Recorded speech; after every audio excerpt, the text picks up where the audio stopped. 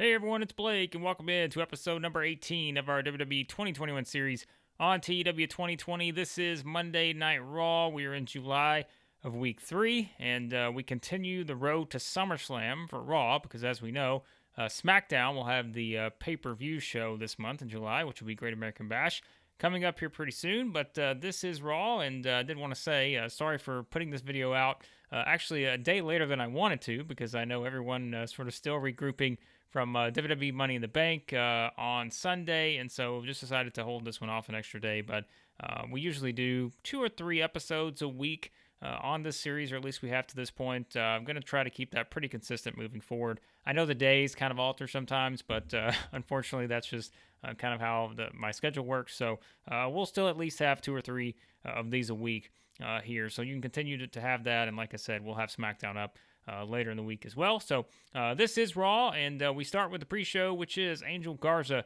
getting a win over Akira Tozawa in 646. It gets a 52, a fine little rating here. We've seen both of these in action before, but I mean, we haven't really put either of them into any sort of meaningful programs yet. But they are two still that I think we've seen have been pretty valuable members of the roster, even if it's just to lose matches. But I kind of like using both of them in different ways. But this is Garza getting the win here, and we do have some stuff in the works for Garza down the road, but we just have some other things to get to before we get there. So Angel Garza gets a win on the pre-show. Also, Dolph Ziggler gets a win on the pre-show with the win over Mansoor. Not as good of a rating here.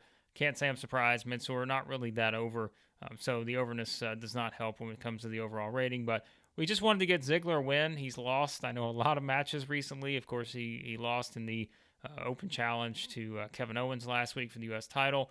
But he's, another one of those that we've used Dolph Ziggler to try to help get others over in different spots. But, still, we have to get him some wins somewhere. So, unfortunately, it comes on the pre-show.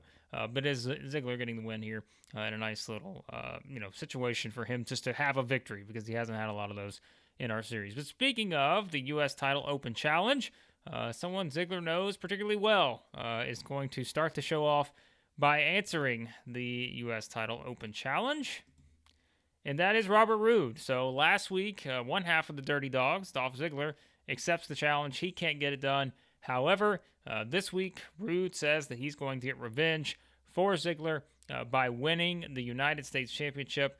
So a nice rating here, 74. Of course, Kevin Owens improvising. We're not scripting him on anything. So that worked out well here. But we will see. We actually have invested some pretty good time into this match. So we'll see how it turns out. But I kind of just wanted to go straight from the Ziggler thing to Roode, just to kind of play off of that team, having Owens have to face both of these guys back-to-back weeks, and just kind of start off that way. But let's see if Kevin Owens is successful when it comes to making his next title defense on that front. And he is, as Kevin Owens, defense number 2 of the United States title, gets the win. Like I said, I invested a little time into this one. It goes 18 minutes. We get a 70. That's a pretty good rating, but as we've said before, Kevin Owens has been really hot in this series thus far. Pretty much everything he's done has gotten great ratings, whether a match standpoint, microphone work, all that stuff has been great. We scripted this beforehand, but we did make this a slow build, work to a big finish. We also did the open match to kind of keep it even on both fronts. But I thought this was pretty similar to what we did last week with Dolph Ziggler. But this was kind of the first thing I wanted to get out of the way with this U.S. title Open Challenge. I think you'll realize it starts to become a little bit more unpredictable after this particular episode of Raw. We've got some pretty, I think, fun and entertaining things in the works for this Open Challenge. But I wanted to kind of get to these two first, because I did want to slot them in somewhere in these singles matches. So Kevin Owens, another win, and at this point, Kevin Owens seemingly owns the Dirty Dogs, because he has now scored back-to-back victories over these two in consecutive weeks. And that leads us into, speaking of, we kind of like to do our transitions right off of one into another.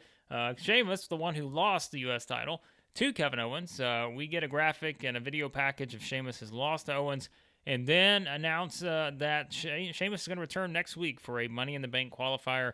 And so Sheamus makes his return. He hasn't been on the show the past couple weeks after losing that last man standing match to Kevin Owens. And so now Sheamus back next week with an opportunity to join the Raw Money in the Bank match at SummerSlam.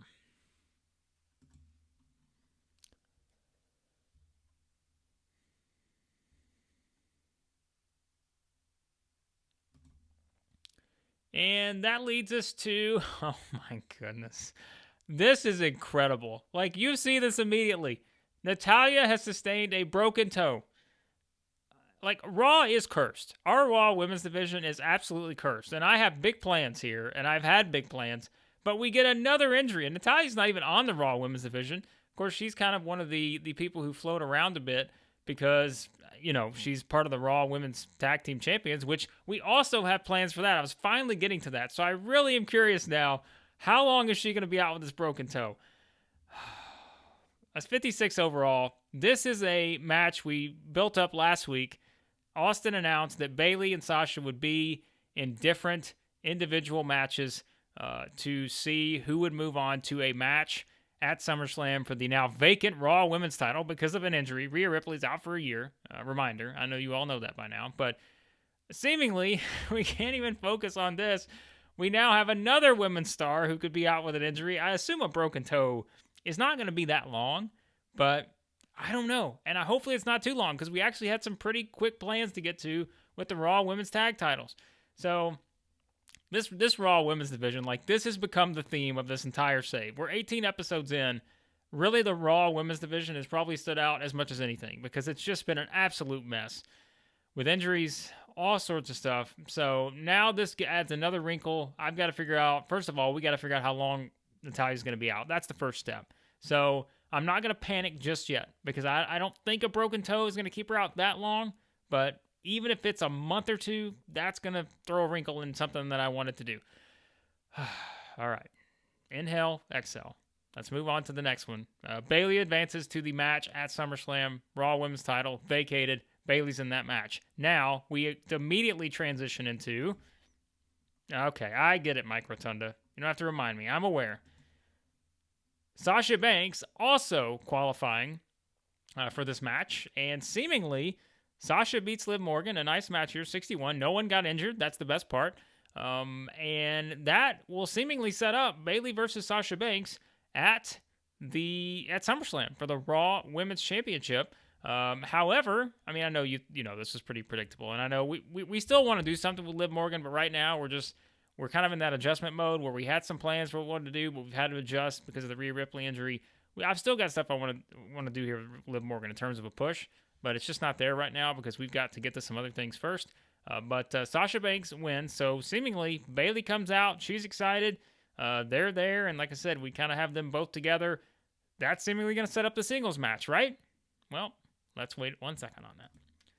Because, great segment here. Bayley and Sasha celebrate their victories. Bayley grabs a mic, saying they're the only two that deserve the Raw Women's title, so they are going to be crowned. One of them will be crowned champion at SummerSlam. However, Stone Cold Steve Austin comes out, tells her to hang on just a moment. He reminds them that he said they would be in a match if they won, but not that they would be the only ones in the match. So Austin, using a nice little wording there, made it specific. It would be a match, but not necessarily they would not be the only ones in that match.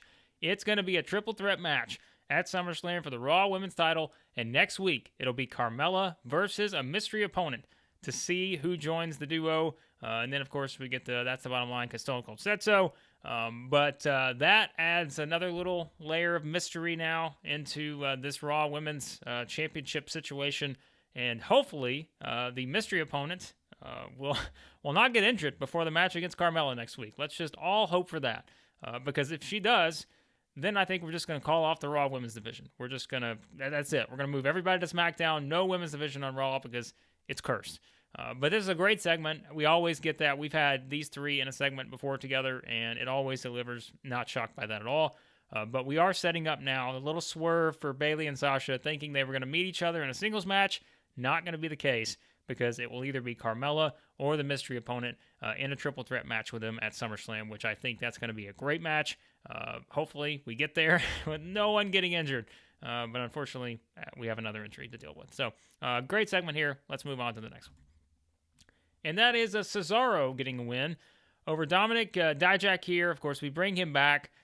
He was doing just the terrible Retribution gimmick This is actually the first time he's been on our save. We put him on Raw. We don't really have any plans for him currently, but I did add him on Raw with kind of, going back to his old NXT situation, character, gimmick, all that. 63 overall. It's fine because, again, this is his first match here. But for Cesaro, this is just kind of building up another victory. We remember the big thing with Cesaro was losing at King of the Ring, and he was upset because Mustafa Ali attacked him after their quarterfinal match. And as you'll see, we're going to continue to kind of play that up here over the next month or so. But Cesaro gets another win, and he continues to rock and roll here. We do have a change to get to with because it's the first time we've had Dijak on. We're changing it from its current gimmick, his badass, which rated very good, and we're going to change that to Silent Assassin. Actually, I don't know why we're changing that. I don't really think that's what I want to do, but you know what? We're actually not going to change that. That may have been something I did at the very start of the save. I think right now I don't really care to do it. All right, AJ Styles promo. 86, great rating here, the best of the show thus far. We're not scripting AJ Styles ever. AJ got the win last week against Ricochet, and remember, he was out to prove that he still had it with all the people saying that, he's over the hill and all this other stuff and that he just doesn't have it anymore. He thinks he proved that last week against Ricochet after his finals loss at King of the Ring to Daniel Bryan. And so AJ specifically says that to all the so-called stars in the WWE and those who want to become stars, they still have to go through the biggest star in the company, and that is him, the phenomenal one. So a phenomenal promo here from AJ Styles to kind of further his newfound confidence and his, out to prove everyone that he's still the best. As we'll see, actually, I think next week, maybe it's the week after, we'll have a pretty big development on the AJ Styles front, and we'll get to see if he can put that to the test here coming up pretty soon. So I think you'll enjoy that one. So great promo from AJ Styles, and then we get a nice match here from Edge and Shelton Benjamin. Of course, Edge gets the win in 11:41, hits the spear 72, and this was a qualifier for the men's Money in the Bank match as Edge becomes the first one to qualify for that one. So Edge is in, and he is, we know Edge is always a threat when it comes to the Money in the Bank match because of his previous victories. But Shelton Benjamin off his game here, so we could have got a little bit better of a rating. But nonetheless, Edge with the victory. He moves on to Money in the Bank, and he's going to talk about it a little bit in this promo with Corey Graves. And Corey didn't come out of this looking great because he has to be in there with Edge. If I would have just did this solo with Edge, I probably would have gotten a better rating, but we just wanted to add Corey in here as we've been doing. So ringside, after the match, Corey Graves interviews Edge, and Edge declares soon enough, just like he did back in 2006 when he cashed in on John Cena at New Year's Revolution, he is going to start another new era in WWE. He will become Mr. Money in the Bank again, and he will use that to once again be crowned WWE Champion. So a nice promo here from Edge, kind of making it clear that he is on his path to win the championship once again, and that will start with seeing if he can become Mr. Money in the Bank yet again. So great promo, great stuff from Edge. And that leads us into a promo before our big main event, which is going to be a 6-man tag team match. Daniel Bryan and the Street Profits are going to take on Bobby Lashley, MVP, and John Morrison. And so we get a pre-match promo here with these three. It gets a 70. Daniel Bryan comes across well. Montez Ford is kind of the focus here as he tells Bryan that not only are they going to win, he's going to pin Bobby Lashley to prove he should get the first WWE title match whenever Bryan wins at SummerSlam. So Montez Ford not only wanting the smoke, he wants Lashley. So you're confident as always. Montez Ford kind of standing out here on the promo and gets a good rating with these three. So that's kind of a mini thing that may not seem like much right now, but as you'll see down the line, that is going to play into something that we kind of have in store, at least right now. We'll see when we get there, but that's kind of a vague but a direction that we're going to head in. So that leads us to the main event, which great rating here, 78. Fantastic stuff from these three, or these six. As it is, Lashley, MVP, and Morrison getting the win. Bobby Lashley pinning Montez Ford after hitting the Dominator. No surprise that Daniel Bryan's head and shoulders above everyone else, but Lashley pinning Montez Ford, so Ford's claim that he was going to pin Lashley kind of went the other direction. Didn't work out too well for our friend Montez Ford, but this does advance our storyline with the SummerSlam showdown here. Of course, we're going to have in the main event with Lashley defending against Daniel Bryan, and gained some heat, so that's good. A great match. I think remembering what we did here, we did mark this as storytelling. We needed one of those on the show. That's part of our product stuff. And we did keep it as an open match, so a nice, just really kind of what we wanted here. And as you'll see, that's actually going to lead into something that's going to build for our main event for next week, which will be announced here from Stone Cold Steve Austin. Another 86, great stuff. And after the match, Austin comes out and tells out Lashley and MVP, congratulations. And they're going to get to continue their momentum next week because MVP, good to see you back. And next week, you're going to be back in there again as he goes one-on-one with Daniel Bryan. So MVP versus Daniel Bryan, that's our main event for next week's edition of Raw. And lots, again, more great stuff here. We continue to move forward the storyline towards the main event. Everyone looks great here, I guess, except for Jimmy Smith on commentary.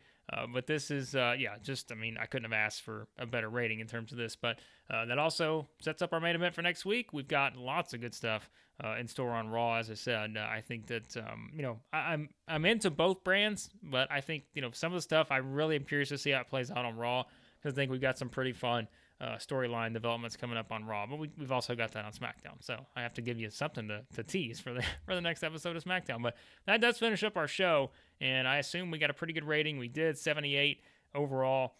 Just a lot of consistency, I think, on Raw. That's something we've noticed, except for the women's division. We always, there's no reason to even say that anymore. You guys know, the women's division is a mess, and apparently it's going to stay that way. But this did increase our popularity in 18 regions, so we continue to get that back even after our cooling off period we had. But I think overall, another really good show on Raw, and we've kind of continued that trend where we've kind of been in that 77 to 82 range when it comes to our overall show ratings. So this is another step forward, I think, on that front. But, of course, as always, we've got some things to address now with another injury. So let's see what we need to do to address that and anything else that we have going on that front. All right. There's Raw. It was excellent. Struck gold. Of course we did. Now let's see how long Natalya's going to be out with this broken toe. This is great. Only a few days to fully heal. I didn't think it was going to be a huge injury. Broken toe. You can work through that. So good to know that Natalya is only going to be out a little time. Not much at all. Why am I going this? Which one am I supposed to be going to here? Oh, skills. So she's got a broken toe, can still perform. That's great. So we're all good there. Okay, we're all right. At least now I can maybe get to the plan I had in mind for the women's tag team title. So, maybe, we did good here, not having this injury be something that put her out, for quite a while. So, Natalya's injury turns out to not be a big deal. Broken toe, we're all good. Let's see if there's anything else we need to look at before we wrap up. Raw gets a 3.71. Of course, Natalya's injury. Let's just delete these real quick. And Pete Dunne apparently has changed his wrestling style. Now classified as a technician, so that's good to know. Pete Dunne in NXT, of course. So we've got that. We're still going to put our cooling down note here because we're still in the 6-month cooling down period. So we've got a ways to go. Probably the first of 2022 before we start to, do whatever we need to do in terms of rising back up to big and all that other stuff as a company. So that was Raw, and luckily, no long-term injury for Natalya. But we did have a great show, and we're building towards some fantastic storylines that we have going on the show right now. And I think that's, we got a lot of stuff happening when it comes to this. I'm kind of upset because I don't think we actually advanced the storyline with AJ that he had on Raw, and he had a really great rating. But that's okay. We'll do that next week. But we got a lot of storylines going on right now. Again, lots of stuff happening on Raw, lots happening on SmackDown. But pretty pleased with where we're at from that standpoint. So we will see how we continue to move forward here. If we look at some of the contracts that we have going on right now, really we don't have a lot to address coming up. We do have the Jimmy Uso and Naomi. We have to address those coming up.